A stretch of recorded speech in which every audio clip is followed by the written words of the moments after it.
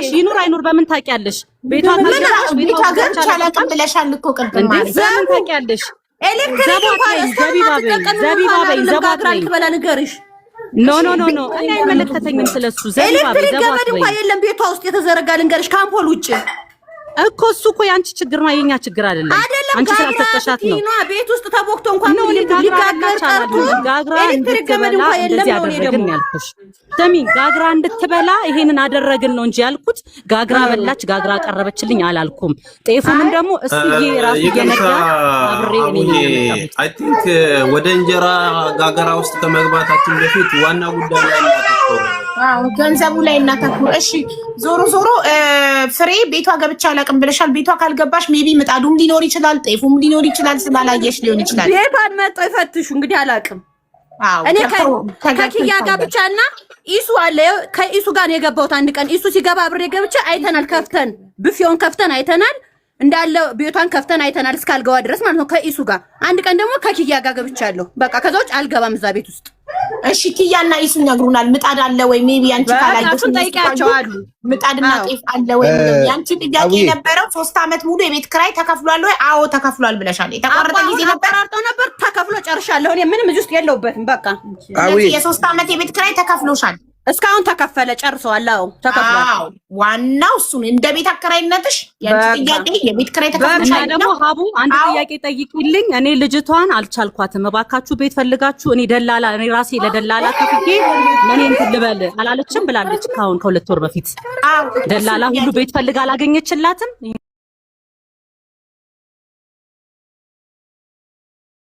ሚስቱ ነኝ እኔ ስለማልችል እኔ ስራ ቦታ ላይ የሆነ ችግር ተፈጥሮብኝ ስለሆነ ደላላ እሱ አካባቢ ስለማላውቅ ደላላ አናግሪልኝ ነው ያለኝ እሱ። ገባሽ? አንዴ ላውራ አንድ ጊዜ ፍሬ ሚውት አድርጊ። ድምጽ ይረብሻል። እንደተማረሩ በጣም እንደተማረሩ ሰው አገኘው ባለቤቷ ነው። በጣም መልካም ባለቤት አላት። ምክንያቱም ፀጉር ቤቱ ሁሌ አይሞላለትም እና እባክህ አንዳንድ ጊዜ ከኔ ጨምሬ ስለሆነ በሚቀጥለው ወር የ2 ወር ልክፈል ስለው እሺ ወንድም አለም ነው የሚለኝ። ገብቶሻል? ከባሏ ጋር ባለመናበቧ ነው ይሄ የተፈጠረው። የ2 ወሩ የዛኛው የመጨረሻው 2 ወር ደግሞ ማለት ነው የራሴ ችግር አለብኝ ሰው እኔ የራሴ ፍርድ ቤት የሚያመላልሰኝ ነገር አለ ምናምንና ደወለና ወንድም አለም ብር ካልጨመርክ በሩን ቆልፈዋል አለኝ። ቆልፈው ነው ያልኩት። እነሱ ተማረው ምን እዛ ያለውን ችግር ቤቴ ላይ ነው ያመጣሁት። ስለዚህ ቆልፈው አልኩት። 2 ወር ዝም ስለው ጊዜ ኪያ ተመላለሰች። እባክህ እሱዬ በረንዳ ላይ አደረች። ይሄ እውነት ነው የማወራሽ። መጨረሻ ላይ እምቢ አልጨምርም ራሱ ያስገባታል አልኳት። ከዛ እከሳለሁ አለችኝ። ክሰሽኝ አልኳት። ኪያን ራሷ ማለት ነው የጻፈችልኝ መልእክት አለና ቆም ብለን ስናስበው ማለት ነው ሁሉም ነገር ለልጅቷ የምታስቡ ሰዎች ከሆናችሁ ማለት ነው አሁንም የቤት ኪራይ አልተቋረጠም። ከሀቡ ጋር ከተናገር ከዛ በኋላ ሀቡ ላይ ስለቀረበ ነው የከፈለው። እኔ ማንም አይጠይቀኝም። እኔ ሀቡ ጋር የቀረብኩትኝም እሷን ስለምወዳትና ስለማከብራት ነው። ሀቅ እንዲወጣ ስለምፈልግ ነው አትሴት እንጂ የቲክቶክ ፍርድ ቤት የለም። ማንም ሊከስ አይችልም። መታወቂያ የተጠየቀበት ምክንያት መታወቂያ ቪዲዮ እንኳን መውጣት አልቻላችሁ ሰዎች እኮ ናችሁ እንኳን መታወቂያ ልሰጡ። ውሸት ይሁን እውነት በህዝብ አያውቅም። ይህ ህዝብ ሞኝ ነው። መርዳትና መርዳት ብቻ ነው። እኔ ደግሞ ይኸውላችሁ 3 ዓመት ተወጥሮ የተያዘው እንትን አለ ፀጉር ቤት አለ። ይሸጥና ይሰጥ ከተባለ ይሰጣል፣ ችግር የለም። የእሷ በረከት የእሷ ነው። የኛ ሆኖም አያውቅም። እኔ ከራሴ ከኪሴ ከሚስቴ ከልጆቼ አፍ እየከፈልኩ አላማረር አልችልም። ወልጄ የገባሁት ባለቤት ላስገባልሽ እዚህ ጋር የኔ አስገቢያት አንዴ ዘቡዬ የኔ ጥያቄ አሁን ለኔ ደውልላትሽ። ስልክ የለኝም። አንድ ስልክ ነኝ ዘቡዬ፣ አንቺ ስልክ ያለሽ። አንድ ጥያቄ አለኝ እኔ። እሺ አንድ ጥያቄ አለኝ እኔ። ጥያቄ ምን መስላችሁ? ሁሌ ይማረሩባታል። እሄዳለሁ እንዲያደረገች ነው እሄዳለሁ። ምራቋን ተፋች ነው እንዲወጣች ትፋለች። ልጆች አሉ ልጆቼ ይፈሯታል ነው እሄዳለሁ። መማረር ነው ነገሩ። ኪያን ለምኛታለሁኝ ለልጁን ብሩ ለልጁ እንዲሆን እየጨመረ ነገር ከመጣም እየጨመርኩኝ በአንቺ ላስገባልሽና አንቺ ጋር አስገቢያት ስላት አልችላትም ያለችው። አልችላትም ጸባይ አስቸጋሪ ነው ያለችኝ። ሌላ ነገር አለችኝም። ይሄ ፋክቱ ነው። እኔ ጥያቄ ቤትን ፈልግ ስትለኝ እቺን ክረምት እቺን 2 ወር ብቻ ትለፍ አልኳት። እሺ አለኝ። ሰው አገኝም ካለፈ በኋላ ቤት እኔ ስለማይመቸኝ በደላሎች አናግሩና እኔ እከፍላለሁ አልኩኝ። ቤት በ5000 ብር ተገኘ። እኔ 6500 ነው እነሱ ጋር የምከፍለው። 5000 ብር ላክልኝና በ5000 ብር እዚህ አልገባም ያለችው ቤቱን አይታ ቸቸት ያለችው ቤቱን አይታ ንቃ ማለት ነው። ያየችውን ቤት እንግዲህ ፍሬ ነች እሷ ነች የምታውቀው። ከነ ፍሬ ጋር በቃ አይሱ እዚሁ ትቀጥል። የአሁኑን ወርና የቀረውን 1500 ብር አስገባሉኝ። አስገባው አላስቀረውም እኔ ሀቡ ግርግሩ እዚህ ጋር ግርግሩ ማለት ነው። ለእሷ ብር ለመሰብሰብ ከሆነ አዳሜ ብርህን ያዝ ሀቡ እንዳታደርጊው። ምክንያቱም ስራ ተቀጥራ ስራ ንቃ የወጣች ልጅ በደንብ እየሰማችኝ ነው። ጆሮ ይሰማል በደንብ። በር ሳንኳኳ ከአንዳንድ ነው የከፈተችው።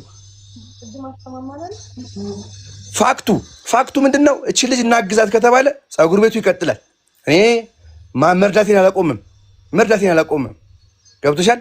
እኔ ልጇን ካየሁት ስንት ዓመቴ አባቴ እኮ ነው የሚለኝ። ልጇን ካየሁት ስንት ዓመቴ። ኪያን አላቃትም። እኔ ኪያ ጋር ነው ይባላል አላቃትም። ኪያን እንገናኝ ይባላል። እኔ አይመቸኝም ወይ እሱ አይመቻትም።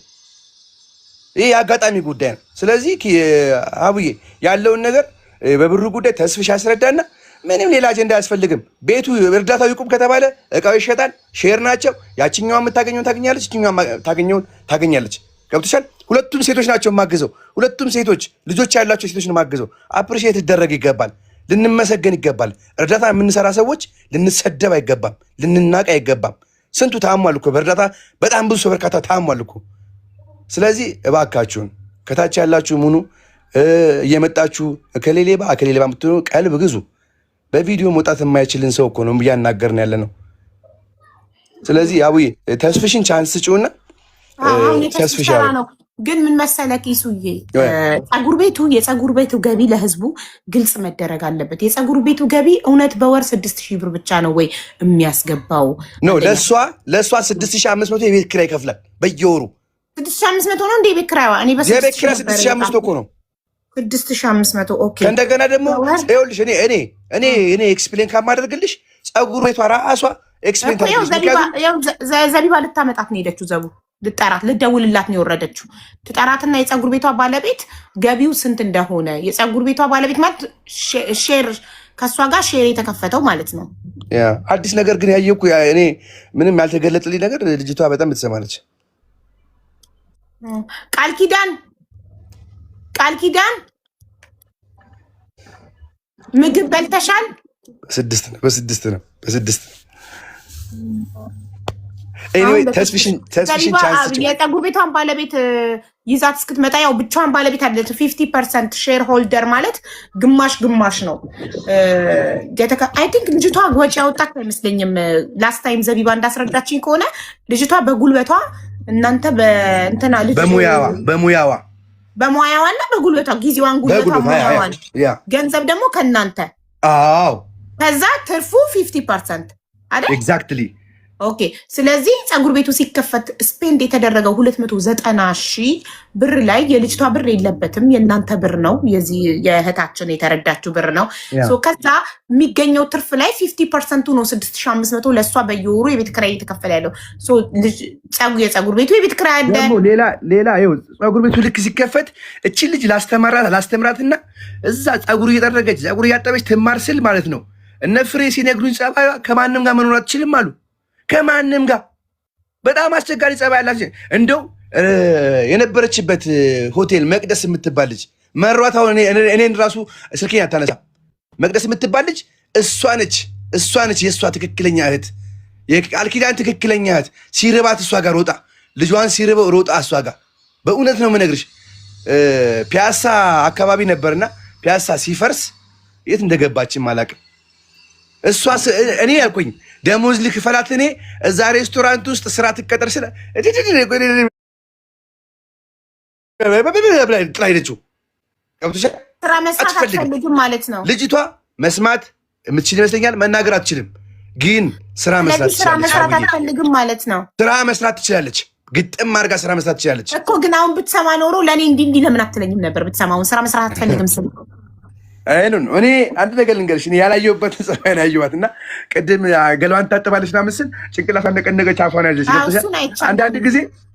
አንዳንድ ጊዜ መፍረድም ከባድ ነው። ተስፍዬ ቻንስ ተስፍዬ ያውራና እኔ ሀቡዬ ጥያቄ ከሌለሽ ለኔ ወይ በኋላ ገባለሁ። ከልጆች ጋር ነኝ ያለው ዘቡ ስለሌለች ከልጆች ጋር ነኝ ያለው። ችግር የለውም። ነገር ሚውት አድርግና ቁጭ በል፣ ከዛ ትመልሳለህ። እሺ ሚውት አድርግ። ቴንክ ዩ ተስፍሽ፣ እንኳን ደህና መጣ። ከጠፋ ሰው ረጅም ጊዜ ከተገናኘን። ሀቡዬ እንዴት ነሽ? እንዴት ነሽ?